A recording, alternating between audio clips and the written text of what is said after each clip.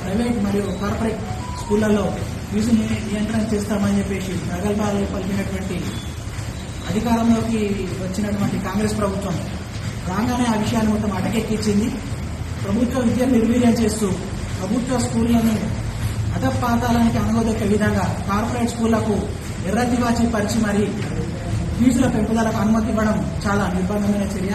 దీన్ని తీవ్రంగా ఖండిస్తా ఉన్నాం. ప్రభుత్వ విద్యను పేద మధ్యతరగతి వర్గాలకు దూరం చేసి అందులో సదుపాయాలను కల్పించకుండా ప్రైవేటు వర్గాలకు విద్యను కట్టబట్టే ఎటువంటి చర్యను మేము తీవ్రంగా ఖండిస్తా ఉన్నాం. అదేవిధంగా సిరిసిల్ల పట్టణంలో చూసుకున్నట్టయితే ఒక 3 స్కూళ్లు, ఒకటి బస్టాండ్లో గల కృష్ణవేణి టాలెంట్ స్కూల్ మరియు శ్రీ చైతన్య నారాయణ అనే కార్పొరేట్ స్కూళ్లకు ప్రభుత్వ అధికారులు వత్తాసు పలుకుతూ ఫస్ట్ క్లాస్ కు 30,000 నుంచి 40,000 రూపాయలు ఫీజు కలెక్ట్ చేసే విధంగా స్కూల్ యాజమాన్యాలు ఒత్తిడి తెస్తా ఉంటే నిమ్మకు నీరెక్కినటువంటి విద్యాధికారులు చూస్తూ ఉన్నారు. ఎంతో మంది తల్లిదండ్రులు కన్నీళ్లు పెట్టుకుంటూ మరి ప్రభుత్వ స్కూళ్లకు పంపలేక ప్రైవేట్ స్కూళ్లలో ఫీజు చెల్లించలేక నానా నరకయాతన అనుభవిస్తా ఉన్నారు. అదేవిధంగా వీళ్ళు ప్రభుత్వం ముద్రించినటువంటి పాఠ్యపుస్తకాలు కాకుండా వాళ్ళు ప్రైవేటుగా వాళ్ళ స్కూళ్ల పాఠ్యపుస్తకాలు స్కూళ్లలో అమ్ముతూ, అదేవిధంగా కొన్ని స్కూళ్ళు అయితే బయట బుక్ డిపోల్లో వాళ్ళు కాంట్రాక్ట్ ఇచ్చుకొని పర్సంటేజ్ల మేరకు పుస్తకాలు విక్రయం చేస్తా ఉన్నారు. స్కూల్ యూనిఫామ్స్ అమ్ముతా ఉన్నారు. ఇట్లా ఒక విద్యార్థి నుండి ₹1,00,000 వరకు గుంజుతా ఉన్నారు ఒక సంవత్సరానికి.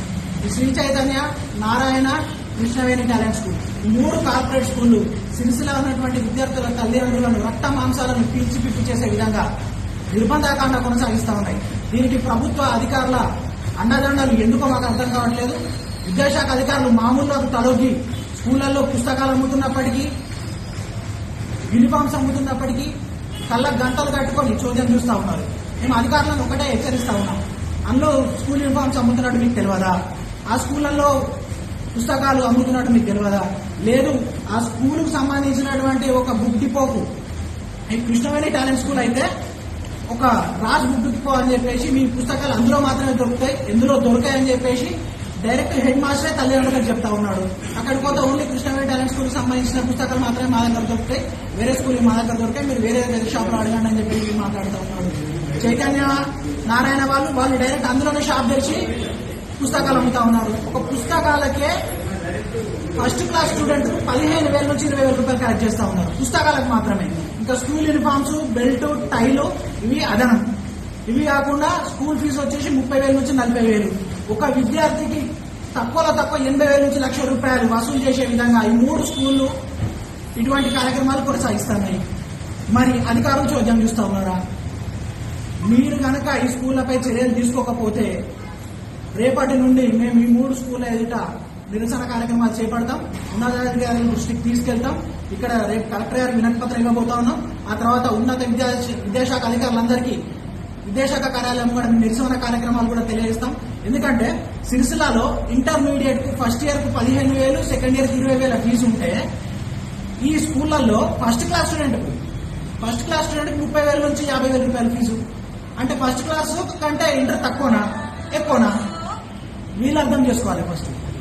మరి వీళ్ళు ఏమన్నా పడుకోబెట్టి చదువు చెప్తా ఉన్నారా, నిలబెట్టి చదువు చెప్తా ఉన్నారా? ఇంటర్ విద్య కంటే ఫస్ట్ క్లాస్ విద్య ఎక్కువనా తక్కువనా? దయచేసి మేము తల్లిదండ్రులు కూడా ఒకటే తెలియజేస్తా ఉన్నాం. మిమ్మల్ని ఈ స్కూళ్ళకి సంబంధించిన మేనేజ్మెంట్ ఏమన్నా ఇబ్బందులకు గురి చేస్తే దయచేసి మా దృష్టికి తీసుకురావాల్సిందిగా తెలియజేస్తా ఉన్నాం. భవిష్యత్తులో ఈ స్కూళ్లు కనుక ఇటువంటి నిర్బంధకాండం కొనసాగిస్తే ఈ 3 స్కూళ్లు సిరిసిల్లలో నడవనీయకుండా సీజ్ చేసే విధంగా మేము చర్యలు తీసుకుంటామని భారత రాష్ట్ర సమితి విద్యార్థి పక్షాన హెచ్చరిస్తున్నాం.